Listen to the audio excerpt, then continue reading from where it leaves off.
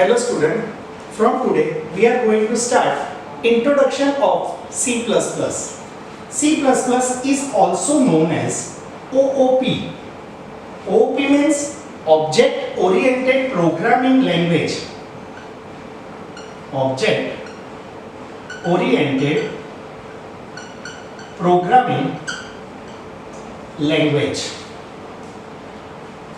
It was developed by Jarne Stroustrup. C++ was developed by Jarne Stroustrup. B Jarne लिखा है, B silent है, तो Jarne Stroustrup. और ये कहाँ पे डेवलप हुआ था? AT&T बेल लेबोरेटरी के अंदर, जहाँ पे C डेवलप हुआ था. C कहाँ पे डेवलप हुआ था? AT&T बेल लेबोरेटरी के अंदर. सेम C++ भी कहाँ पे डेवलप हुआ है? AT&T बेल लेबोरेटरी के अंदर. C किसने बनाया था पता है आपको? Dennis Ritchie. और C++ किसने बनाया? जार्ने स्ट्रॉस्ट्रप. एग्जाम में ये क्वेश्चन जनरली नहीं आता, पर ये हमारी इंफॉर्मेशन के लिए. कोई पूछे कि C++ was developed by जार्ने स्ट्रॉस्ट्रप. C++ को एक दूसरा नाम दिया है. अर्लियर नेम उसका C++ नहीं था. Earlier name is C with classes. ये क्या है तो?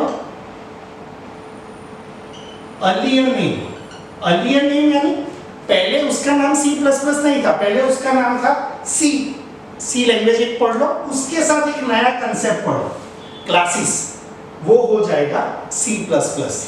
C++ नेम नहीं था, C विथ क्लासेस. उसका और एक नाम है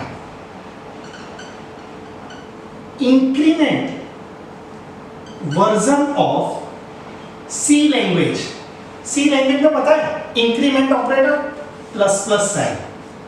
अगर मेरी एक इंटीजर वेरिएबल i है, उसकी वैल्यू 10 है, और ये वेरिएबल को अगर हमें इंक्रीमेंट करना हो तो हम लिखेंगे i प्लस प्लस. सेम ऐसे C एक लैंग्वेज है, उसे इंक्रीमेंट करना हो तो C प्लस प्लस. तो नेम इसका कैसे आया? Increment version of C language. इसे ऐसा बोलते हैं extended version of C language. अब एक्सटेंडेड किसे बोलते हैं? तो C इतना था, ये C लैंग्वेज, उसे एक्सटेंड किया, ये पूरा हो गया हमारा C++. यानी C में हमने जो फॉर लूप पढ़ी, इफ, व्हाइल, डू व्हाइल, जितने भी हमने केसेस पढ़े, स्विच केस, वो सारी सिंटैक्स सब सिमिलर रहेगी C++. वो कुछ भी चेंज नहीं होगा. C तो रहेगा ही, उसे थोड़ा बड़ा किया, O भी कंसेप्ट डाले, वो हो गया हमारा C++. It is superset of C.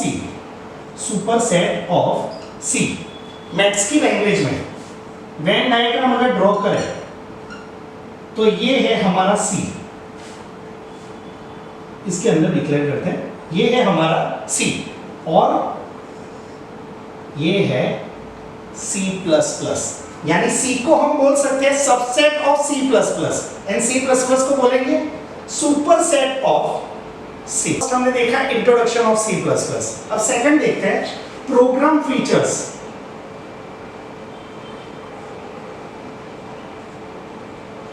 Programme features of C++. यानी प्रोग्राम लिखते वक्त बेसिक आइडिया क्या है? C++ is a collection of functions. C++ क्या है? Collection of functions. फंक्शन यानी collection of statement. Function is a collection of statements. Function में जनरली क्या करते हैं? हम बहुत सारे स्टेटमेंट लिखते हैं, और function is used to define to perform a particular task. Function क्यों बनाते हैं? कोई एक पर्टिकुलर टास्क के लिए बनाते हैं, बराबर. C++ is a collection of function is a collection of statements always written in curly brackets. इसे दूसरा हम बोलेंगे ब्लॉक. स्टेटमेंट किसमें लिखते हैं? जनरली हम ब्लॉक में, कर्ली ब्रैकेट के अंदर. और स्टेटमेंट जहां एंडेड होते हैं, statement ended with semicolon. Always statement के एंड में क्या देना है? सेमीकोलन देना है। सेमीकोलन क्यों देना है? वो इंडिकेट करेगा स्टेटमेंट यहां एंड हो गया। Clear? C++ is case sensitive language. Case sensitive language यानी सी भी लैंग्वेज कैसी थी? केस सेंसिटिव थी। केस सेंसिटिव में upper and lower case are distinct, वो दोनों अलग होते हैं। फॉर एग्जाम्पल, अगर मैंने ऊपर लिखा है integer a is equal to 10 और यहां में a is a plus e ऐसा कुछ ऑपरेटर परफॉर्म करने जाऊं तो ये स्मॉल ये कैपिटल परफॉर्म नहीं होगा, दोनों डिस्टिंक्ट होंगे। Case sensitive language. और एक एडवांटेज C++ में क्या हुआ कि कोई भी वेरिएबल आप कहीं पे भी डिक्लेयर कर सकते हो बिफोर यूजिंग इट, यूज करने से पहले।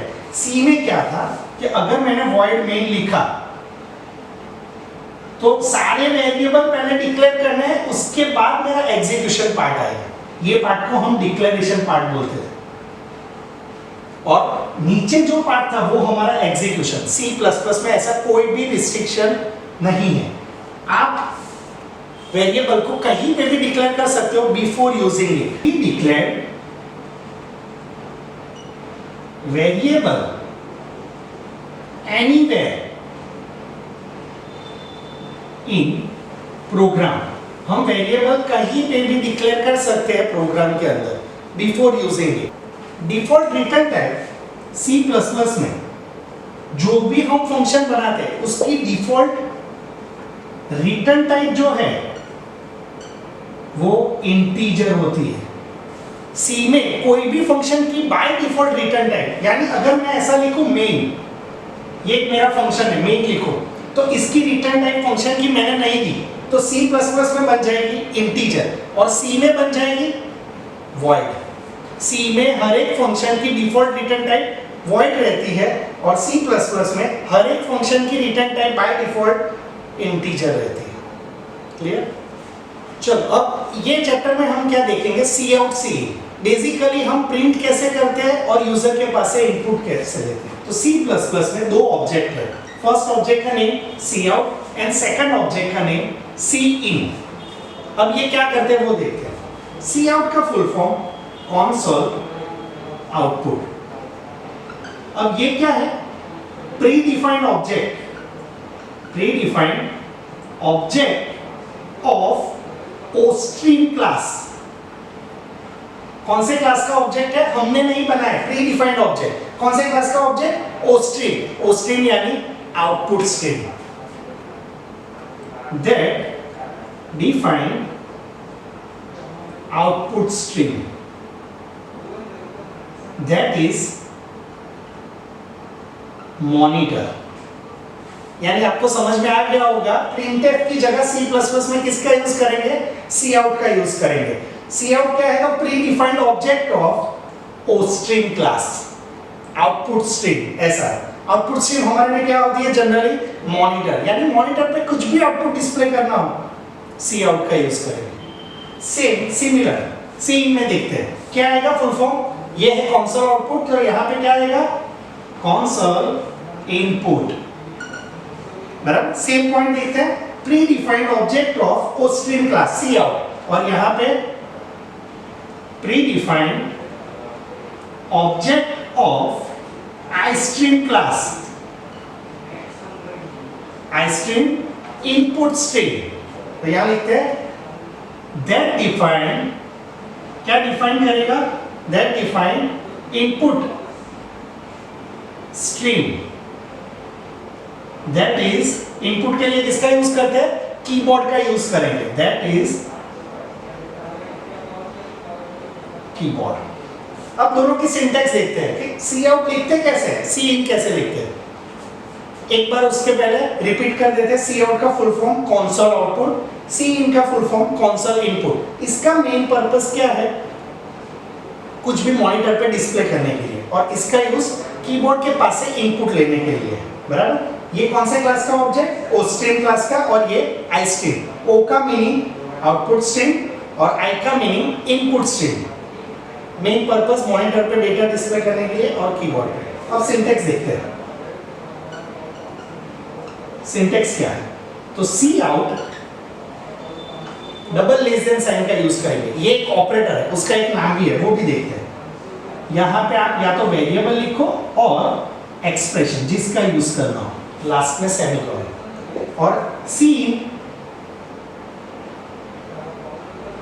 Syntax C in double greater than sign. इसे डबल ग्रेटर देन साइन नहीं बोलेंगे, देखते हैं उसका नाम क्या है। एंड यहां पे खाली वेरिएबल रहेगा। अब ये जो ऑपरेटर हमने यूज किया, इसे हम अलग अलग बोल सकते हैं। एक तो आउटपुट ऑपरेटर, या तो पुट टू वैल्यू डिस्प्ले करने के लिए यूज होता है, या तो इंसर्शन ऑपरेटर। तीन ऑप्शन है, एक आउटपुट ऑपरेटर, या तो पुट टू ऑपरेटर, या तो इंसर्शन ऑपरेटर। ये ऑपरेटर क्या करता है, अपने राइट साइड के वेरिएबल की वैल्यू सी आउट को पास करता है और स्क्रीन पे डिस्प्ले करता है। इसीलिए एरो कैसे है, ऐसा यूज होता है। वेरिएबल की वैल्यू सी आउट को दी और सी आउट ने कहां डिस्प्ले की, मॉनिटर के ऊपर डिस्प्ले की। क्लियर। सेम सी इन, ये ऑपरेटर को हम बोलेंगे इनपुट ऑपरेटर, एकदम इजी लैंग्वेज में। कौन सा ऑपरेटर, इनपुट ऑपरेटर। या तो फिर ये वैल्यू पुट करता है स्क्रीन पे और ये क्या करेगा, यूजर के पास से लेगा, तो गेट फ्रॉम, वैल्यू क्या करता है, गेट फ्रॉम। या तो फिर एक्सट्रैक्शन ऑपरेटर। एक्सट्रैक्शन यानी किसी के पास से वैल्यू एक्सट्रैक्ट करना। ये यूजर के पास से वैल्यू लेगा और उसके राइट साइड के वेरिएबल में वैल्यू असाइन करेगा। तो एरो देखो, ये साइड, ये दोनों अल्टरनेट नहीं होने चाहिए। ये एरो इसमें यूज कर दिए, ये एरो इसमें किए, ऐसा नहीं चलेगा। सी आउट के साथ कौन सा ऑपरेटर, आउटपुट ऑपरेटर, और सी इन के साथ कौन सा ऑपरेटर, इनपुट ऑपरेटर। हम क्या करते हैं, सी आउट सी इन उसको कंपेयर करते हैं प्रिंटफ एंड स्कैनफ के साथ। यानी प्रिंटफ अगर हो एंड सी आउट हो तो दोनों में डिफरेंस क्या है, एंड सी इन और स्कैनफ दोनों में डिफरेंस क्या है, वो एक बार देखते हैं। सी आउट में कुछ भी डिस्प्ले करना हो तो C out output operator double quotes में हेलो, ये क्या करेगा, स्क्रीन के ऊपर हेलो डिस्प्ले करेगा। चलो सिमिलर, मुझे एक वेरिएबल है integer a is equal to 10, इसकी वैल्यू डिस्प्ले करनी है, तो मैं सी आउट में लिखूंगा C out double less than output operator a। Similar अगर हम ये प्रिंटफ से करने जाए तो प्रिंटफ में कैसे करेंगे, प्रिंटफ डबल कोट्स में फॉर्मेट स्ट्रिंग यानी %d कॉमा करके a। अब देखना इसमें क्या चेंज होगा, अगर यहां पे मैंने फ्लोट किया तो चेंजेस में क्या आएंगे, सी आउट सेम ही रहेगा a, उसमें कुछ भी चेंज नहीं होगा। और अगर मैं प्रिंटफ का यूज कर रहा हूं तो प्रिंटफ फ्लोट के लिए फॉर्मेट कैरेक्टर %f, ये स्टेटमेंट देखो सी का, दोनों में चेंज हो गया। अगर मैं फ्लोट की जगह यहां पे कैरेक्टर असाइन कर रहा हूं और कोई कैरेक्टर है, कैरेक्टर में मैंने a कैरेक्टर ले लिया, अब इसे डिस्प्ले करना हो तो C++ में C out output operator a and printf में वापस यहां पे चेंज होगा। कौन सी डेटा टाइप है उसकी, कैरेक्टर। कैरेक्टर के लिए फॉर्मेट कैरेक्टर कौन सा, %c, a। सिमिलर हम देखते हैं सी इन में कैसे हम करेंगे। सी इन का मेन पर्पस यूजर के पास से इनपुट लेना। तो मैंने अगर एक वेरिएबल इंटीजर a लिया है तो इससे मैं अगर मैं सी में हो तो मैं इनपुट कैसे लूंगा, using scanf, scanf format character %d address operator a।